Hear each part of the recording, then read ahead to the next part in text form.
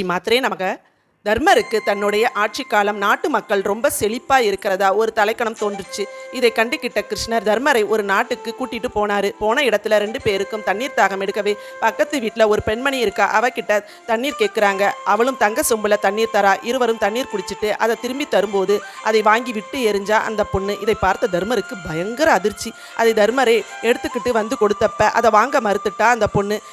இந்த நாட்டு மக்களே இவ்வளோ வசதியா இருக்கும்போது நாட்டு ராஜா எப்படி இருப்பாருன்னு தர்மருக்கு ஒரு ஆர்வம் அதிகமாச்சு. 2 பேரும் சேர்ந்து ராஜாவை பார்க்க போனாங்க. கிருஷ்ணர் தர்மர் மற்றும் அவரது தர்மங்களை பற்றி அந்த ராஜா கிட்ட சொல்லும்போது அவர் பெருசா எடுத்துக்கவே இல்லை. தர்மர் பக்கம் திரும்ப கூட இல்லை. இதனால் தர்மருக்கு மேலும் அதிர்ச்சி. அதுக்கான காரணத்தை தர்மர் கேட்கும் பொழுது, என்னுடைய நாட்டு மக்கள் நன்றாக உழைக்கிறாங்க, அவங்களுக்கு தானமோ தர்மமோ தேவைப்படலை, ஆனா இவர் நாட்டு மக்கள் தானம் வாங்குற மாதிரி வச்சிருக்காரு, இவர் முகத்துல முழிக்க கூட பிடிக்கலன்னு அந்த ராஜா சொன்னாரு. தர்மரோட தலைக்கணம் சுக்கு நூறாக உடைஞ்சு போச்சு.